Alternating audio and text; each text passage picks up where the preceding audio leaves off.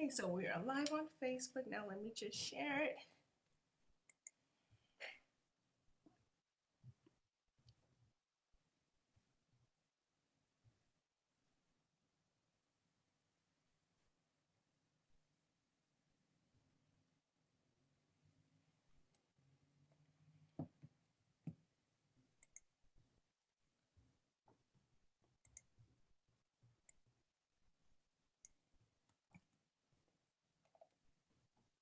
Hey everybody, we're gonna get started in just a second. Thanks so much for joining. Just bear with us while I invite some of my favorite people. Um, just bear with me.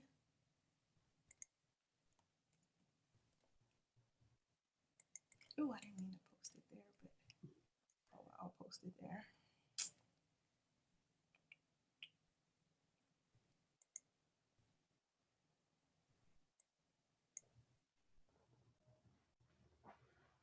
It's fun having folks join. Yeah, do you want me to share it on your page? Sure, yeah. Okay, I'll share it on your page too. Can you actually do that? I think I can. Well, on Oh, the only thing that comes up is like your personal name page. Is that okay? that's totally fine. Okay. Share on where's the friends timeline? And Well, you got full control over there. I didn't even know you could do that. yeah, so it's gonna go. You just might have to like say yes, this is okay. Okay.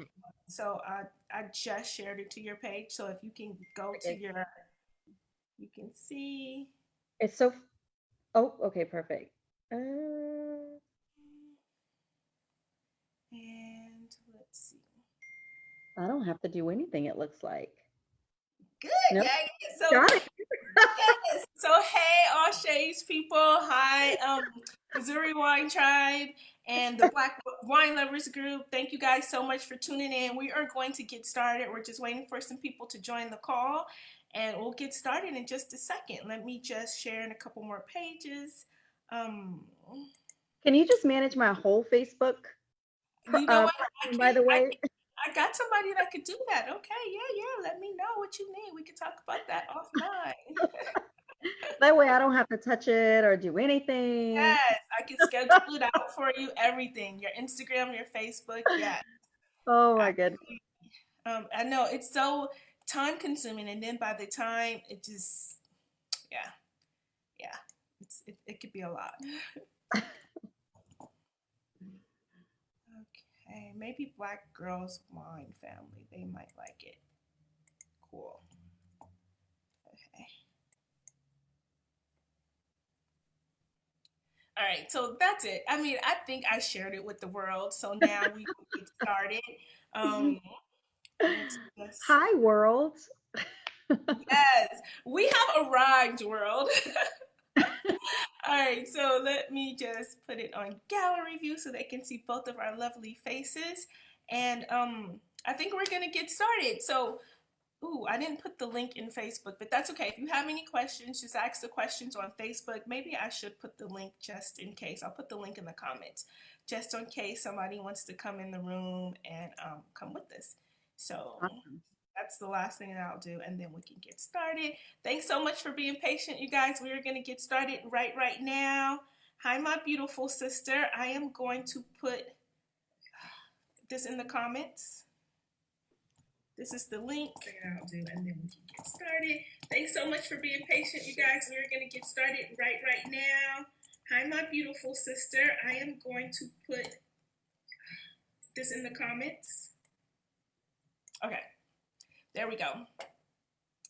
So good. We are live, and I turned it off so we don't have an echo.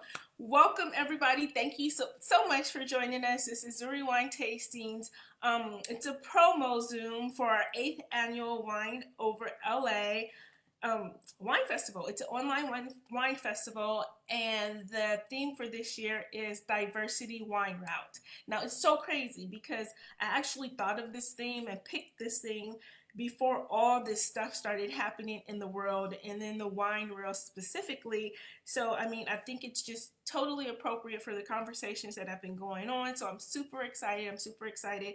As always, it's been 8 years that I've been featuring wines that are made by people who look like we. So, wines that are made by women, Latinos, Black people, Native Americans. And I am super excited to have today on the show Shae Frichette. And tell me if I said your name wrong or right, because I like totally slaughter people's names all the time. You said But it Shae, so perfectly. oh yes, okay. So I'm perfectly. I'm super excited about that. So Shae and her husband Greg, they actually own a wine farm, a winery. I'm in South Africa, so we say wine farm, but they own a winery and it's in Washington State. It's the Red Mountain AVA, Washington State. I have never been there, but as soon as I hit the States, I'm gonna make a trip to Washington. I'm gonna visit and taste her wines in person. But yeah, so they own this winery. And Shae, why don't you just tell the world who you are and what you do? Well, when you say Washington, like I know a lot of folks when they think Washington, they think of like, Seattle where it's plush and green. And true, that is a big part of our state and a large part that folks know about. But where we grow our wine grapes, it's just like totally different. I mean, it is literally like living in the desert. It's very warm here during the summer. It's very dry here. In fact, we get less than 8 inches of rain a year. But Wow. fortunately, we have these. Yes, I know. Well, I do. Well, I will say that I'm from South Carolina, born and raised, and so we have the humidity there, and it does get warm there, and my skin loves it. And so being here in the desert, it is so dry, and so I have to remind myself that we have the perfect climate for growing premium wine grapes, and we grow a lot of ag products here: apples, cherries, berries. I mean, you name it, wheat, potatoes, onions. I mean, there's so much we grow here. And so it's the perfect climate for growing those products as well as wine grapes. But then, I'm just like, I don't like being so hot and dry. I'm like, wait a minute. We grow amazing wine grapes here. It has to That, be this way. It has wait, to be so this like way. in the summertime, how warm does it get in Red Mountain? It can get over 100 degrees. Wow. The And in the wintertime, what is the wintertime like then? cold. We don't get Oh, so in okay. our area we don't get a ton of snow, but it does get we get freezing temperatures here. But the neat thing about our um, climate here when it comes to temperatures is that although it's really hot during the day, we get what's called a diurnal shift. And all that means is that we get this swing in the temperature. So we can get a 30 to 40 degree shift in temperatures where it's really warm during the day, but then it cools off significantly at night. And the grapes love that because we get Yes. to acid. Yeah. So we get super ripe grapes from the heat and the sun. And then at night it cools down drastically. And so we get to retain the acid in the wine. So I absolutely love making wine from wine grapes off of the mountain here. It's a postage stamp size AVA. It is super tiny. I mean, when you come to visit here, I'm going to take you up to the top. I'm going to put you on because I have a side by side. I'm going to put you on that. You hold on tight. We're going to climb all the way up to the top of Red Mountain because I you'll be cannot able wait for that. to You know, tie I those braids back and get ready, girl. I can't wait for that. So I'm such a wine nerd and like you are just talking my language and I love the fact and I love wine education, right? And so a lot of times people don't really understand like the weather that it takes or like what wines really like. And I love the way that you say, yeah, because these grapes, they love the warm daytime and the cool Mhm, nights. Like people don't really mhm. understand that wine grapes are kind of like, dating, like they have profiles. And yeah, I just love that. So thank you so much for that little bit of wine education. Yeah, of course. Of Yes. course. Okay. So I can't wait. I can't wait to get in the side by side and go all the way up to the top of the Oh, mountain. yeah. About how many wineries would you say are in that AVA? So there are about a dozen wineries here. But the thing Only a about, dozen? yeah, that's only a dozen, which makes it a perfect weekend getaway. And the experience here is almost where it's like slow down and enjoy. It's not, we don't have like, where it's insanely packed, where it's just kind of moving really fast. And the taste rooms on Red Mountain, it's very common that the winemakers and owners are pouring the wines. A lot of the winemakers here live on site, and that's really neat too. And it's very personal experiences. The staff at these tasting rooms and tasting room managers, they work really hard at creating a stellar experience. And so sometimes you think that the person pouring for you is the owner. I mean, that's just how much Passion. knowledge and ownership that the staff would have in this area. So, I mean, that's what attracted us here. You know, we were I was saying I'm from South Carolina, but my husband's from Tri-Cities area. And when he was growing up here, of course, it wasn't as big of a wine industry in our area of Washington. There were some folks here, some wineries here, but it wasn't a huge wine area. And we lived in Southern California and loved it there, but decided to have a kid and move closer to one of our families. And we couldn't decide if we were going to go to South Carolina to my family or Tri-Cities to his family. So we flipped a coin. We said, hey, we're going to flip a quarter. If it lands on heads, we go to Washington. If it lands on tails, we move to South Carolina. So Greg flipped the coin and that sucker landed on heads. And so we quit our jobs and, you know, moved up to Tri-Cities area, and we Thank, fell in love with Red thank Mountain. goodness for heads though, right? And I could you know. how different your life would be? So like, I mean, you got into wine, right? So you guys were like, let's go to Washington. You wanted to do something. I read your story a little bit and you wanted to do something that you could be passionate about. But Yeah. like, I'm so glad that you found wine because I love the fact, I love seeing people like you and like me in this industry. And it's like, it's just crazy. So, I mean, I love it.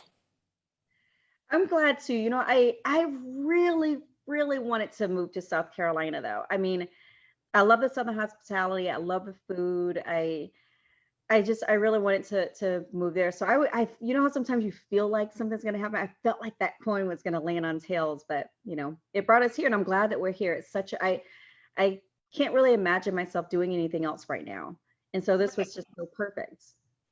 Right. And so when did you once you moved there, once you said, okay, Washington is it, and you how did you decide on Red Mountain? How did you decide on a winery? Like how did that all come to Well, we were thinking, you know, it was just you used the word passion. That's the word I would probably use. I At first I was like, let's do something that gives us goosebumps, and that led us to something that we would be passionate about, which is I love agriculture. I love growing things, and so, you know, growing wine grapes just kind of seemed like a really nice fit. And so when we decided to do that, we just started looking, you know, looking around the area, and we would come out here tasting on Red Mountain, and that's what sold me. It not only was it the fruit, because fruit is very, it produces really intense wines and very fruit driven wines. So I fell in love with the wines, but I fell even more in love with the community here. So we would go tasting and loved it, but there was nothing for sale. So Greg and I just went knocking on doors, asking people to sell to us. And after four no's, the owners of the property we had finally said yes. And so the what we have is just 5.5 acres. They had a little home here and a shop, and we turned that shop into our tasting room, and then we built our production facility right behind the shop. So I would say that that's what I mean. The sense of community here, it's very small. And and do you live on property? what was that? Do you guys live on property? We do, yeah, we do. That I is know it's like that is the ultimate life. It's just like you wake. I mean, as far as work life balance, right? Because you wake up, you go to work, you have your family there. It's like bring your kid to work day every day, except for when they He go to doesn't like school. that, by the way. I will say that. Although I think that's really cool of like, you know, my son is 7, and you know, just like, well, isn't it kind of cool? Like we can work and you could go back to the house and you come. He's like, no, mom, no, that's not cool. Wait, is your son like we need space? Like I need boundaries. Yeah. He's like, stop talking about work. But I tell you, when he was in Head Start or preschool, so he was the kid that was like 4 that could perfectly pronounce Cabernet Sauvignon and Semillon. I know it kind of seems really weird. It didn't seem weird until I overheard him talking to one of the teachers, and he was saying, and it was harvest, and he was saying the Semillon came in yesterday and it looks really good, and we're gonna go check on the Cabernet Sauvignon. And I was like, oh Lord, what's happening? Oh my God, that's so hilarious. That's so funny. Like I thought, okay, so you have me beat because I thought I was bad. My nephew, when he goes to school, he would like like draw pictures, and he would draw a picture of me with the wine glass. He's a really great artist, but he'd draw a picture of me with the wine glass. He'd draw a wine bottle, or he'd say, you know what, my aunt knows everything about wine, and my aunt does this with wine. And so it was just, and my sister would tell me, I'm like, oh my God, his teachers must just think I'm like a wine owner No, insane. right? Because those kids forget to say, like my auntie works in wine, or Jaden with my mom works in wine. So I imagine his teachers were just like, how much wine is your mom, Yes. having around and drinking? So That yeah. you know the whole vocabulary. That's so awesome. So, I mean, you're kind of answering one of the questions that I have for you. And like, so I wanted to talk a little bit about diversity in wine. And I wanted to talk about what your experience has been in this wine industry, just because it's been like a really amazing journey for me. I have to say that I haven't had, really horrible experiences, but I wanted to know, like, from your perspective, like, what kind of experiences have you had with um, being a Black woman in the wine industry, especially in such a small town like Red Mountain? Mhm. Well, for me, it's I think because I really didn't see a lot of Black women who own wineries, or Black women winemakers. And so um, I guess I never really had that, um, just kind of that face, and that, like, oh, that's it. I knew I wanted to work in wine, and I knew I went to farm wine grapes. But it was when I went to Marcy Jones' events, celebration of Black women in wine, that she held over in Miami. And Oh, I oh my met God, I the was there. lady. Yeah, so I was, well, the first year I went. So I met Theodora Lee. Mm-hmm. Um, I met Rhonda? Christian. And so those, when I was just like, wow, so you're leading in wine, like, so say that again. What's happening here? And I was so inspired. And that really is what drove me to get in the driver's seat of becoming more of a leader in winemaking, because I was working in our production facility. I was pushing for planting a vineyard. But I just kind of was more behind the scenes. And then I was just so inspired that I wanted to launch Sachet. And yeah, I mean, I was on fire after that. I was totally on fire. And so I'm just grateful that I was able to attend that, and to see that. But as far as my experience, I came back to Washington, and I really didn't see. We do have a few Latinos who are making wine, doing a fantastic job. One of my favorite winemakers in our industry is Victor Palencia, and he's been an inspiration to me as well. And so that's been really cool seeing that. And then just getting the opportunity to go to more events in our state and be able to participate more. The state has been very, like, our Washington Wine Commission has been, gosh, like a godsend for me, because they have been really pushing for more diversity in wine, and have reached out to let me know about opportunities. And so I've really appreciated that. David Flehardy and team over there, and Steve Warner, those folks have just been really, really good about that. And so that's been a blessing. And even in our own area with our regional chamber of commerce, like, those sort of organizations are putting their money where their mouth is when it comes to, we want more diversity, and we want to see this. And so that's been really neat about about this area, and about our wine industry. But do I see enough diversity? Absolutely not. Of Absolutely course, not. of I, course not. I want to. I'd love to see more, and I'd love to see our industry as a whole really make that a priority. Yeah, and you know what? And I agree. So I feel like there definitely needs to be more diversity, but it's just kind of like what you said too. Like, representation is so and key. Is so important. It's key, right? Because you don't really know what the possibilities are until you see somebody like you who's doing it. You know what I mean? So like the Right. Theodore Lees, my inspiration was Iris Rideau. So like Yes. I had met Iris like maybe a year after I started my business, and when I went to her winery and saw her in a tasting room and saw how beautiful her winery was, I was like, oh my God, this is amazing. Like, I want to show people how amazing we are in this wine industry. So I would Yeah. literally take busloads of people to her winery. Yeah. And so things like that are important. And then also just having doors that are open and having resources that are available are super, super important. Oh And I yeah. think with everything going on, I'm super excited that like there's so many people reaching out and so many doors opening and so many companies that are saying, if I wasn't responsible before, I'm responsible now. Um, Yes. yeah, so I'm really excited about that. Yeah. Um, do you have like a favorite wine region outside of Washington? Like if Well, you we, have a winery in Washington, where would you have it? If money weren't an issue.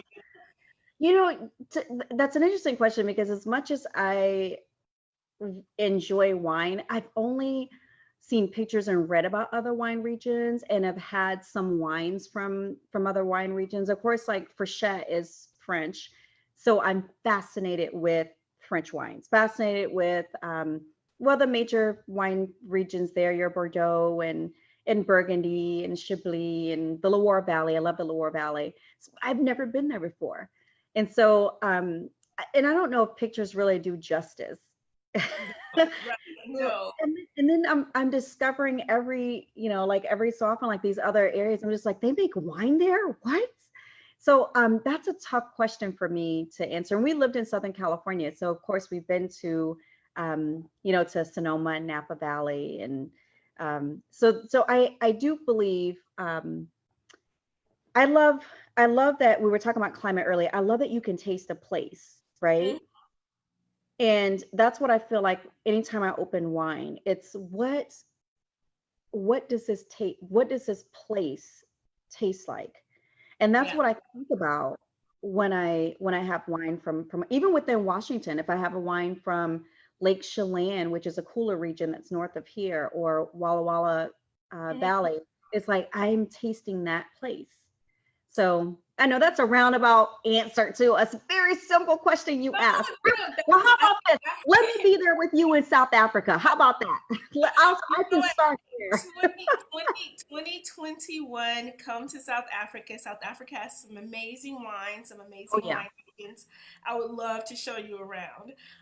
Yeah, so just come to South Africa when the world opens up. But so right. speaking about tasting the place in wine, can we just talk a little bit about your wine? I'm super excited that you're going to join the 8th annual Wine Over LA. This is like my passion. It's my baby. I've been doing it for 8 years and it's just grown. The first year that I did it, it was like I was like, if I sell 35 tickets, I just need to pay back the venue. Can I just sell 35 tickets? And I sold 35 tickets, and so ever since then it's just been like a tradition of mine. And it's really great to pull all these Black, Latino, and women winemakers together. So thank you so much for joining. I cannot. Oh, pleasure. My pleasure. Yes, and can you tell us what you're going to be pouring at Wine Over LA? So we will have the Oh, if you can see this rose table. all Yes, day. I love yes. it. I Oh love yeah. it. I love the color on that. So what is it, And like a it's dark salmon color? Like, is it more like red with orange tones? You I know can't what? tell It on is. here. It's like it's not so much salmon because it has a little more intensity to it. And I'll tell you this, which is really interesting. I press off right away. So there's no, you can manipulate the color by allowing the um, juice to have contact with the skins. I press off right away because the wine grapes I use, my choice for this rosé is Merlot right here off of Red Mountain. And the vineyard I get this from for this particular vintage, I'm actually looking at right now. So I buy the wine grapes from a vineyard called Red Path Vineyard, and I'm literally just looking at that I vineyard love right it. now. In fact, I could just take my camera off and show you, but so it's literally just right out the window. And so the fruit comes in thick skin, so I know I'm going to get beautiful, intense flavor. I know I'm going to get color. This wine is off dry. And so it does have some residual sugar to it. The thing that's really neat about it though is because since I use Red Mountain fruit, you do get some mouthfeel from it.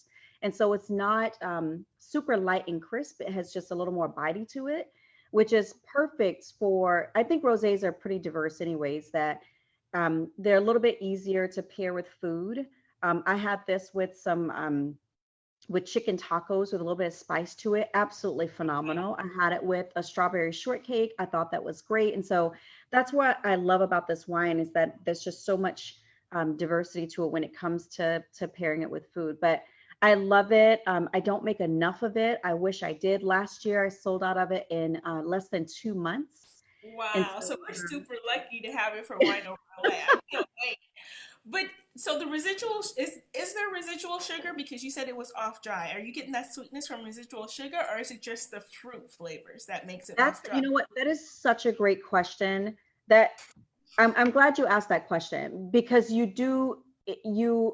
this wine can trick you to make you think it's sweeter than it actually is Mhm. because it is very fruit driven. And so that's a great point about this wine. And that's what I was thinking because of the area that you told me. It's so warm during the day and then it's cooler at night. Hmm. Um, just it reminds me of a typical like Central or Southern California wine Hmm. where you can get that big fruit flavor. And a lot of times people are like, oh, this wine is sweet, but it's not really sweet. It's just very, Right. very fruity. Yeah. Yeah, it tricks your So, mind to think, yeah. No, you're spot on there. Actually, I didn't believe the hype. There was a chemist that actually told me that because I was saying there was a wine we had and I was saying this wine is bone dry. And he was like, "Well, how do you know that?" I'm like, "Cause I made it." I know. I saw it was zero Zero, sugar it's level. bone dry. And then this chemist is like, "Well, yeah, because it's so fruit driven, it comes Mhm. across. People may describe it as being sweet." So I was like, It's sweet, "Okay, yeah." yeah. And I teach that in my classes. I'm like, okay, usually if you have like a Cabernet, usually there's no residual sugar in it. That fruit that you're tasting is the sensation of sweetness, but it's not real Yeah. sweet. Right. Yeah. And so I'm super excited about that. So you guys, if you ordered one of the 12 packs, this wine is going to be in that 12 pack of wine. You'll get that Yeah. wine. And like she said, you can eat it with chicken tacos, strawberry shortcake, Mhm. um, yeah, whatever you Or like. just Pork enjoy it on the chop, patio in the or sun. yes, it's summertime. Have it at a barbecue. Even though I'm very particular about which wines I take out at a barbecue, yeah, it just depends on who's at that barbecue. But can you? The label looks very interesting. So is that a woman in a swimsuit with some thick Oh, thighs? Like, what is the label? right. Can you talk about the label? I know my lighting just kind of messes up where you can't really see it as well. It Okay, has wait, kind just a little of bit back, and I'll tell you when to stop. Okay, just and then come closer for a second and turn. Yeah, I saw it. Okay, there we go. I saw it better when it was just sitting on the table. Okay, there we go. Yeah, yeah, okay, she so looks like she's hot. I just, look at that. Looks like a cave. There was a girl in the winery last year because I have the big original print of this hanging in our tasting room, and she says, "Mom, look." Um, she goes, "Mom, look, she's a superstar." I love it. Like, wow, okay. So, anyways, what was really neat about this is this young artist here in the Tri Cities had approached me about he said that his dream would be to have his work on a wine bottle. And at the time, I was thinking of sachet. I was making the wine for it, but I didn't have my label for it. And when he said that, I thought he was talking about our Frichette. And our Frichette really doesn't change. It's the F with the little grapes on it. And so I said, well, we're not really looking at changing our Frichette label or doing anything really different. And I went, but wait a minute. I have sachet, and I was thinking about having a graphic designer work on it. But I said, if you can paint what is in my head, like I will tell you what I'm thinking, what my vision is. And if you can paint that, you got the job.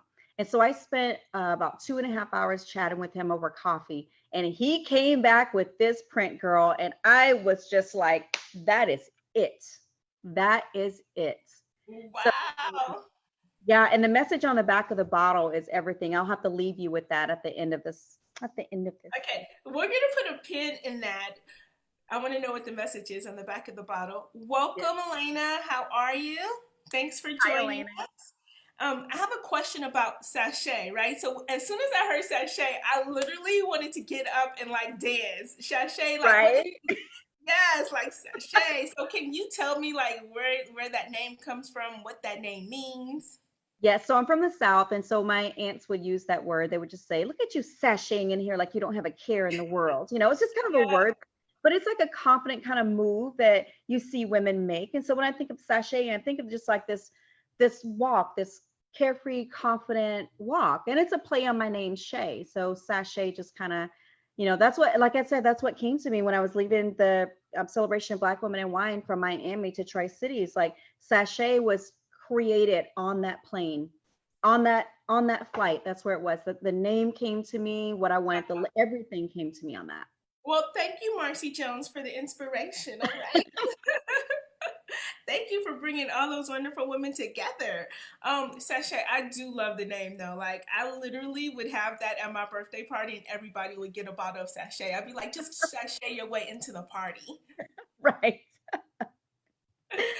Oh my goodness. Elena, if you have any questions, you could just unmute yourself and you can ask anytime, or you could just type something in the chat. So we're talking to Shae Frichette from Frichette Winery, and we are talking about wine over LA. She's actually one of the participating wine brands, and she's a Black woman who makes wine, and we're super, super excited to have her. She's located at Red Mountain, and I put all of her information in the comment section in Facebook. So please go to her website, like her on Instagram if you can. And yeah, so this is Shae. Shae, we're just talking all things wine. We're also talking about diversity, being a woman, being a Black woman in the wine industry.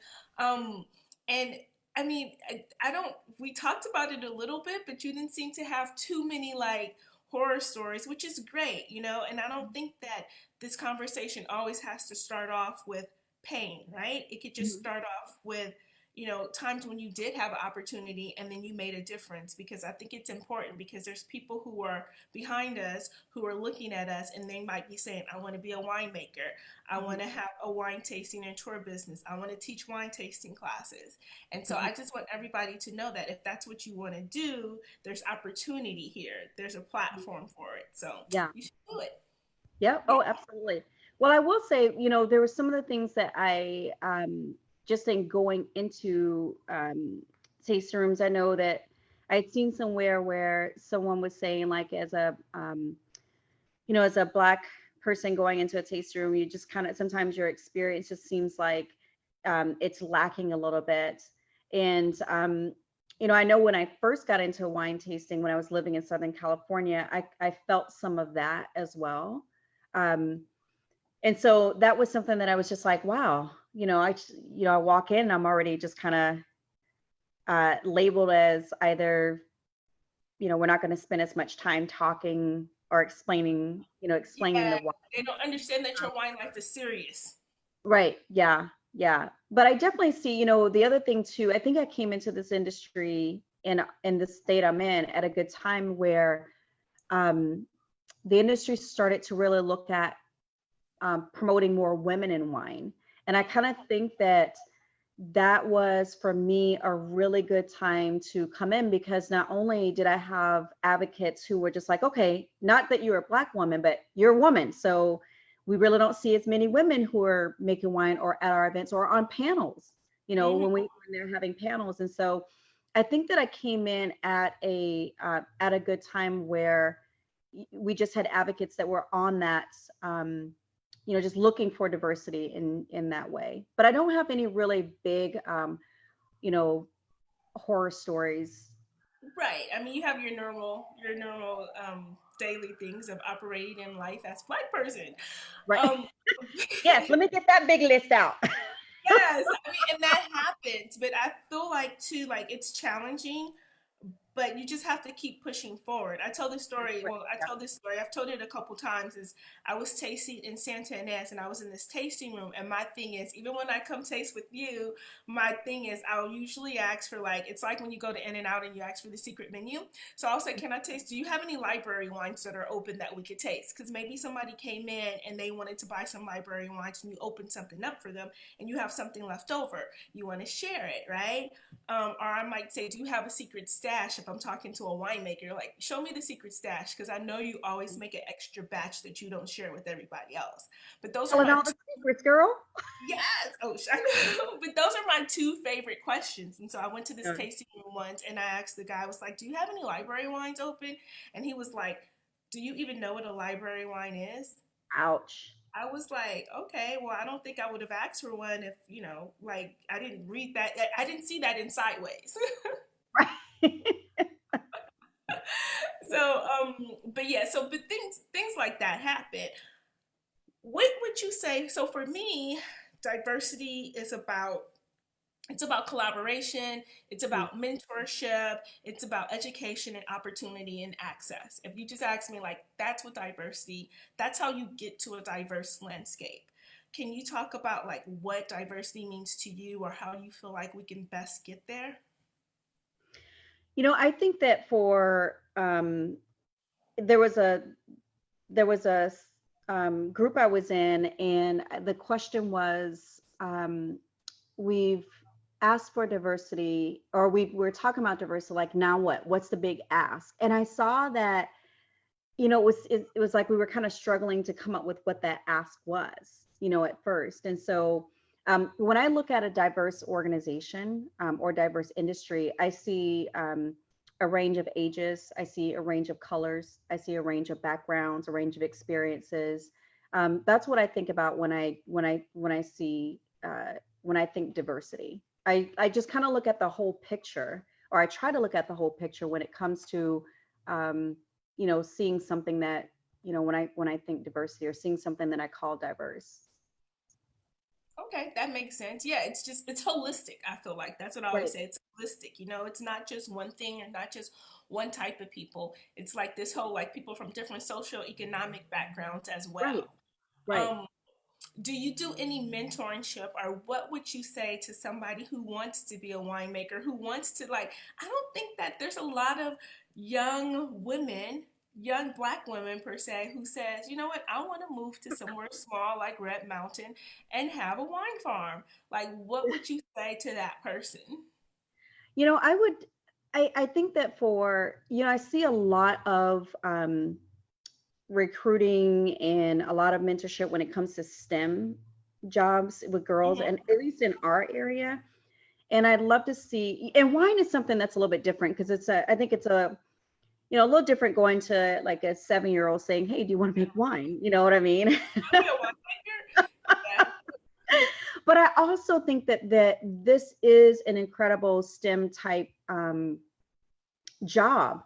I mean, even from our vineyards, and I would love to see more women look at that side of the business too, from an agriculture standpoint, because I think for me personally, my winemaking skills increase when I really understand sites, when I really understand how a varietal is grown, when I can make a decision on what I want to grow on a piece of property, or where I want to source it from, based on what Mother Nature is granting to that piece of property, because that's going to reflect how I can transition that product into, or I transition that grapes into wine that we can, that we're all going to really enjoy. So I'd love to see more programs that are more welcoming to, to young people, more welcoming to, little black girls and little black boys too, that Mhm. will open doors for them to plant a vineyard, own a vineyard, be a vineyard manager, um, be a head winemaker, so, whether it's with their own brand or with another brand or an international brand. I love to see that. And do I mentor? I do mentor through a STEM-based organization, and we have that organizations for middle school girls. And we do, the fun thing is that my girlfriend who started it, had these girls tour our research center here, our WSU Wine Science Center that's here. And so I thought that was really, really cool because she took my career, my profession, and she said, "Look, there's so many STEM components to what Mm-hmm. you do. There's so much science in what you do." And we walked through that wine science center, and I mean, she was picking out STEM everywhere, even in ways I was just like, "Whoa, for real?" Right. So I was very appreciative to that because we do have some Black middle school girls and a lot of Latino middle school girls, and I think it opened their eyes too. Mm-hmm. And I was very And it takes grateful. away I think it takes away the stigma that, wine is bad, or it's something bad. Like in European countries, people learn about wine from a very young age. Hmm. They experience wine, and I'm not saying you have to drink it from a very young age, but they experience the culture of wine. So for me, wine is not just about like the beverage, it's also about the culture, it's about the history, Yeah, it's about the science, all of yeah, that. So that's yeah, perfect. yeah. Yeah. So Elena had a comment. I'm just gonna read it right quick. Yeah, yeah. She's just talking about how like the science and it got her hooked, and now she's studying. Very Oh, cool. awesome. Oh, very cool. Yes. Well, thank you so much for coming. Thank you so much for commenting. You can also unmute yourself and make a comment too. I think she's doing it. She's jumping in. I see you unmuting Oh, yourself, Lena. oh, no, no worries. But we're just happy to have you. We can read your comments. That's fine. I just didn't want to read the whole thing like that because people would be like, okay, she's reading the book. Um, but I love your comment, and I love the fact that you can relate. And I think that that's what's so important, though. That's what's so important about us having these conversations. It's like, how can I relate? And you can see yourself in the person. And I love having these conversations with winemakers, wine brand owners, just anybody that's in the wine industry. Here in South Africa, I also host a Zoom class. It's a master class with like, I even talked to a vineyard manager for this master class, and that was amazing. So it's just cool to talk to people in different parts of the wine industry, from distribution and importing to like winemaking to vineyard managers, all of those people. Yeah, yeah. Yes. All right. So, what other varietals do you have or do you produce? So we focus mainly on Bordeaux. And so we're looking at Merlot and Malbec, Cabernet Sauvignon, Cabernet Franc, Carmenere, and Petit Verdot. But I also kind of stray away a little bit from that because I make a Syrah under the Sachet label. Sachet is sassy. She does what she wants. So, She so said, Syrah. mhm. And then we also make a Zinfandel, and Zinfandel was one that came in because there's not a lot of it grown in Washington. Greg fell in love with wine over a California Zen, and so he's just like part of his story is he really wants to bring back in a varietal that was his. Everybody has that wine that like got him. You just have that wine that you taste, you're like, oh my god, I'm into this, or some sort of experience that really just kind of got you hooked into this journey. And so we do make Zen, and it's the Zinfandel that we make is fabulous. It is really, really beautiful. Um, so that's it. I see myself maybe. I'm very intrigued by Sangiovese for a rosé, and so I've just never made it before. So I want to learn a little bit more about that varietal. How it's treated in production um, before I really invest in making a lot of it. So I think that's a varietal that that's probably my next varietal that I like to work with. Maybe down the road, Mourvedre, So maybe a I can little bit tell of Grenache. that you're really into red wines. I am very much into red wines, and I'm intrigued by just the process of making them.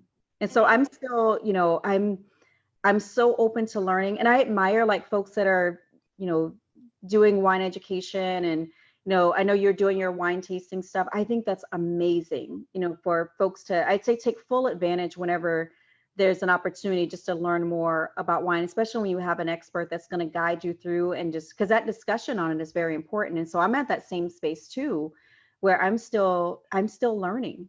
there's like over 10,000 varietals out there. It's like you can't be an expert on you gotta continue to And that's learn it. and that's the thing. If anybody ever says that they know everything about wine, I'm like, okay, I call BS because But it's like I you're just I'm just gonna drink my tea on that one. right.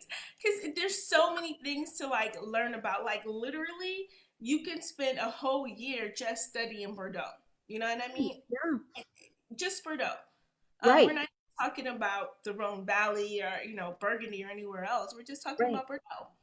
And even So with these research organizations out, like the Wine Science Center, UC Davis, and research centers all over the world, that we're constantly learning something new, some new clones, some new varietal, some new something. And so even when you think you know it all, there's still something new that's happening, some new way to, to age, or, it's just like there's always something.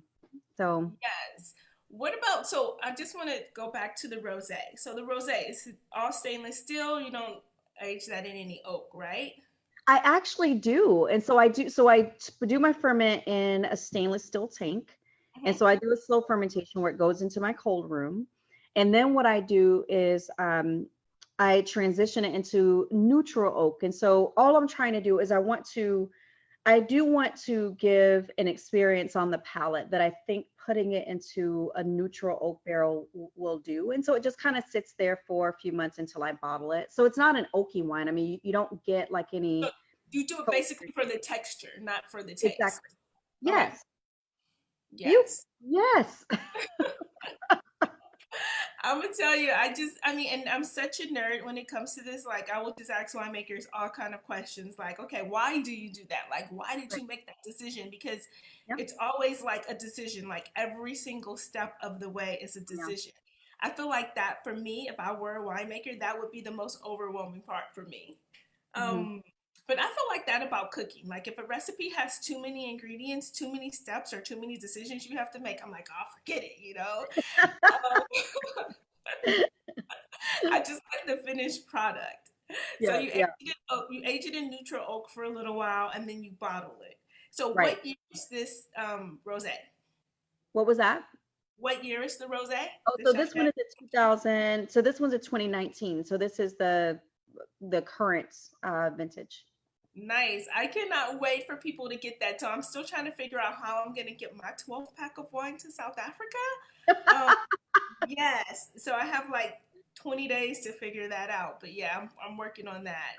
I have another customer that's in South Africa too, and she ordered her 12 pack, and she's like, "You can send it to my house in Florida, but if you can get it to me in Africa, that would be great." I'm Oh my super excited. So, what did you think about? Do you have any thoughts about Wine Over LA? This is your first time participating. it I have is. some winemakers who have participated for 8 years, some have participated for 7 years, but this is your first time. You're a newbie, and I'm sorry that you're missing the in person Wine Over LA, which is amazing. But I'm happy to have you participate this time. Do you have any questions or any thoughts? I'm stoked. And I do, it's bittersweet that it isn't in person because I am a vibe kind of person. Like I love being able to laugh and chat and connect with other folks. But I am so blessed that you're still doing this. And I want just hats off to you for still moving forward with it, still making it an engaging experience, still bringing our brands to your audience. And then I'm learning too, and so that's the part that's really really neat. And I sat in on the Zoom call when you had Alicia because I'm just like, okay, this is I want to, I just want to take all this in. And the more we do this, and the more you have folks that can lead experiences like this, I mean, Yeah, and the to share better. their knowledge. I mean, and that's why I do it too, because there's so many people in the wine industry that you don't know exactly what they're doing or who they are.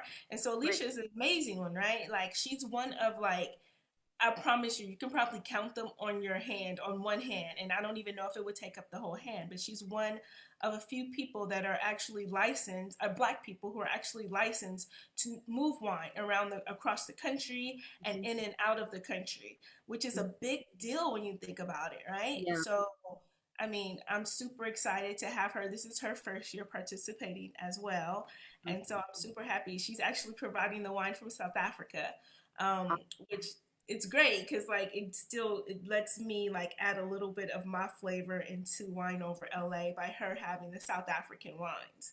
So I'm super Awesome. excited about that. Very cool. Yes. Very cool. Elena, do you have any more questions? I'm just going to go to Facebook really quickly, ladies, to see if we have any questions on Facebook. No? Okay, so hi everybody watching on Facebook. If you have any questions, just put them in the chat. I am here with Shae Frichette, and she is part owner. She owns it with her husband, Greg, and they own Frichette Winery. It's in Washington State, not Washington, D.C., Washington State, and it's in the Red Mountain AVA. We were just talking about how small the AVA is. She says there's about 12 winemakers, 12 wineries there. And do they all have tasting rooms? Yes. Yeah, so there's 12 wineries in Mhm. Red Mountain, Mhm. and of course, hers is one of them. She has a tasting room, and we're gonna try to make a tour there, a Missouri wine tasting tour there in It'd be 2021. We so gotta much get to fun. Washington. You'd love Yeah. it. You absolutely love it. So I see Alana's question. She wants to know how you, meaning I guess the two of us, maybe, prefer to taste wine. Um, like if we do the court or WSET's deductive methods. So if you're talking, are you talking about like how, like as I'm tasting wine out of barrels or my own wine for tasting notes or both? Probably both. Probably both. Okay. So when I'm tasting wine for out of barrels, I'm tasting them and just kind of see how I don't go through a deductive tasting method. Not exactly because with the court they have six different areas to it, and so I'm not doing that, but I'm looking for certain components in the wine as it's moving through the process of it. And so we talk things like acid and flavor. We talk wood characteristics, those sort of things. When I'm tasting it outside of that, let's say as a finished product, and I'm looking for tasting notes, in some ways I'm going through those things because I want to know how those things are showing up. Like when it comes to texture and body and alcohol and body weight or body weight. Weight on the palate, finish of the wine. I think a lot about finish of the wine. Um, I don't technically use go through their method when I'm making decisions on that. I will say that if I'm blind tasting, because we do something called a mystery tasting, then I do follow the CMS's products or their deductive tasting grid for that, because the guests I'm talking to, they don't know what that wine is, and so we're going through that method so that they can make an educated guess on what that wine is. Whereas when I'm tasting it, I already know what that wine is, and I have certain expectations that I'm trying to get from it. So I'm doing it in the barrel to make a decision on like what I need to do to get something that I want in that particular wine. And WSET has a really good deductive tasting format too. They're both great organizations, um, and both have good deductive methods. I think you can probably find both of them on their sites. Yeah, online. So Mhm. for me, I studied with the North American Sommelier Association, and theirs is pretty much probably I would say a combination of CMS and WSET. And so for me, when I do deductive tastings, I actually have a class that I teach on Tuesday. It's not really a class; it's just more of um, people get together, and then I kind of lead them in this deductive tasting, and we do a combination of both. But for me, I like to make wine relatable. So I take the combination of both of them and then I add my own personal Tuanni to it. Um, I and love it. so at the end of it, we might end up like comparing that wine to dating or comparing that wine to a man. Because for me, wine is so personal and it's important that, you can say black currant all day long, right? But how many people have actually held or tasted or smelled a black currant, right? You say black currant, you say gooseberries, but how many people have actually smelled a gooseberry, right? And so I think it's important to know both of those methods. And like I tell my tribe, my Missouri wine tasting tribe, that's the universal language. So you learn those Right. messages, those methods, so you can talk the universal language. When you go to a restaurant, you can't say, "I want a wine that tastes like Idris Alba," because the waiter's not going to know. I will know what you're talking about, but the waiter won't know. So you have to, say full body. You have to say spicy. You have to say, you have to use that method when Right. when you want to communicate to other people. But yeah, that's how I, yeah, taste wine, which is fun, but it's probably not as serious as some people would like. I Quartermaster love Smuggers it. will probably be like, get the fuck out of here. Well, I love that you bring that component to it because I think that that wine can be sometimes it can be intimidating, and I don't think it should be that way. I mean, it's not intimidating when you purchase it and take it into your home. It's not intimidating when you have it with a meal. It's a part of your memory and your experience when and so but those things are it, it is necessary. I think about like when I'm talking to a chef about our wines. I mean, you're right from a universal language standpoint. It's good to know those things. But I know sometimes when folks come into my tasting room and right off the bat, it's like, okay, so tell me how would you describe this wine? I'm just like, well, you taste it, and how would you describe it? What do you think about it? And let's talk about it. Let's have a conversation, and I will meet you at whatever level you're at. So if you're at the Mhm. level where we're talking, very technical, I can meet you there. And if it is saying, who does it remind you of? I can meet you there too. So Yes, and I let's do think it that that way. that's the beauty of wine, and that it just, for me, wine brings people together. Like if I go to an event, um, once you start talking about wine, it doesn't necessarily matter who you are, what color you are, if you're a man or a woman. It just matters, do you like wine? Do you like food? Can you talk about those two things? And Right. like, it's like a baseline. Yeah. So I feel like wine definitely just brings people together. That's why I'm so happy to be a part of this industry. I always tell people that like talking about wine is my secret superpower.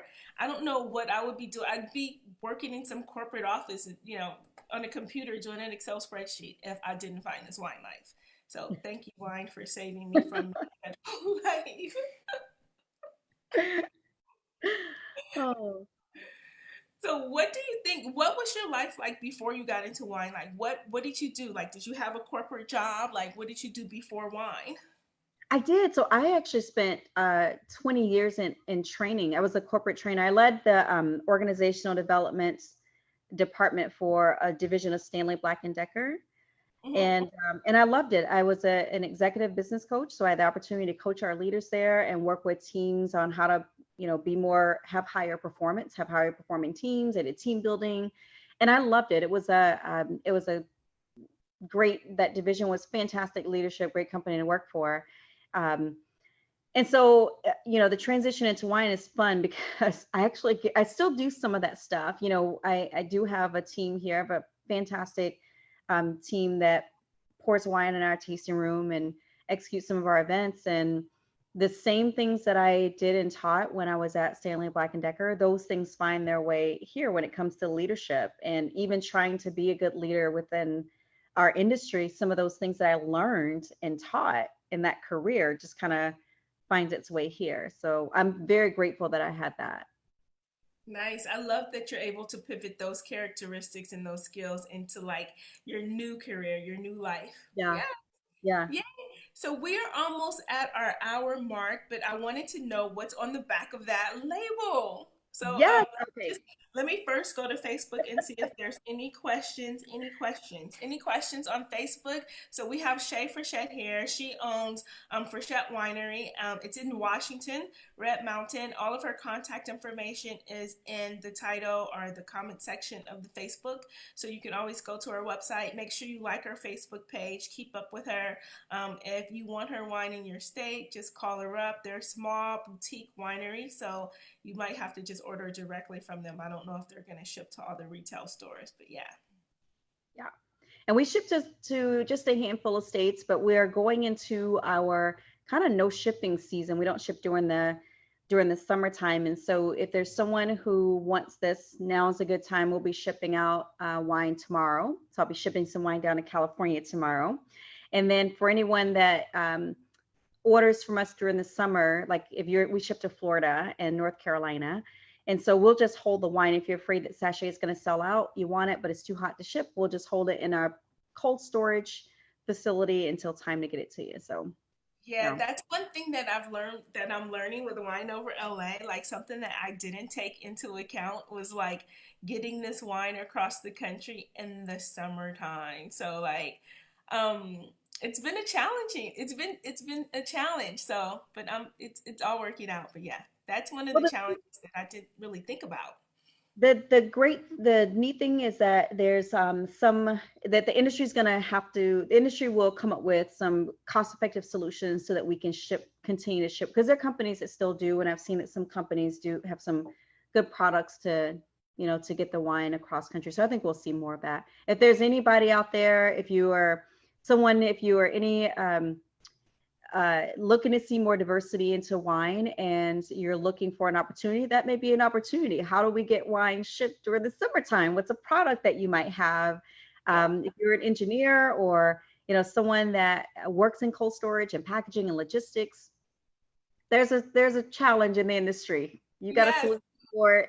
That may be your way in. I love it. That would be so cool. I wish I could think of something that would be the solution for that. Because imagine you can make so much money.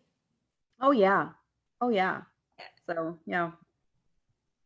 So I'll All show right. you what's on the back of this bottle. You ready?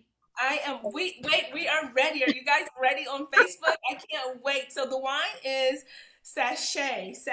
Like I feel like this was like in an Eddie Murphy movie, like Sachet or Oh something. no, that is RuPaul. RuPaul, Sachet. Sachet Shantae or so. Yes. Yes. Whatever it was, it's fabulous. I just think of fabulousness when I hear that. So I'm super excited. Well, it It's could have been in an Eddie Murphy movie too. I don't know. Huh. Have to I check mean, it out. I just feel like it's fabulous. But Thank you. it's her rosé. It's a 2019 rosé. It's made with Merlot varietal, and it's what she's going to be pouring for wine over LA. So if you ordered the 12 pack, you will get this in your 12 pack of wine. From Shae, and so she's going to tell us what's on the back of the label. Oh, we see the front. It's this beautiful, spicy, sassy woman, and so let's see what Shae says. Okay, so I'm going to look directly at you, Tuanni and Elena, and to all of the other fabulous ladies who are tuning in. This message is for you. So the back of this bottle reads, "You are strong, you are courageous, you are fierce. You have the ability to create positive change in this world. So lift your chin, push your shoulders back, and sashay, girl, sashay." I love it, Hercules, Hercules, Hercules. Yes, yes.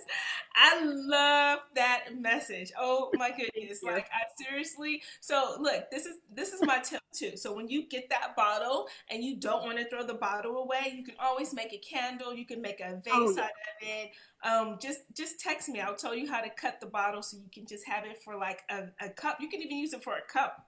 Yeah, sachet. Hmm. You can't let that label in that bottle go to waste. Drink the wine though. Drink the wine. Drink Drink the the wine. wine. Drink the wine.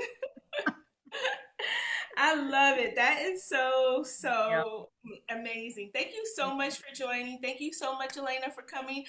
This is like your second or third week in a row. Thank you so much. I appreciate the support and I'm super excited. I can't wait to talk more with you on July the 26th, Shae. And if you guys want, there's still tickets on my website. You can go to zuriwinetasting.com. You can send me a Facebook message. I'll send you the link. But yeah, hope to see you guys at Wine Over LA. Any last minute remarks, Shae? Just a thank you for having me, and thank you so much for doing this. This is Oh, what's going to create diversity in wine by you doing things like this. So thank you, Tuanni. oh, you're welcome. Thank you so much for being fabulous. You guys have a good, well, I'm going to say good night because it's like 11 o'clock where I am. But you guys have a good rest of the day. And so great to talk to you. Thank you. Bye Thank you very bye. much.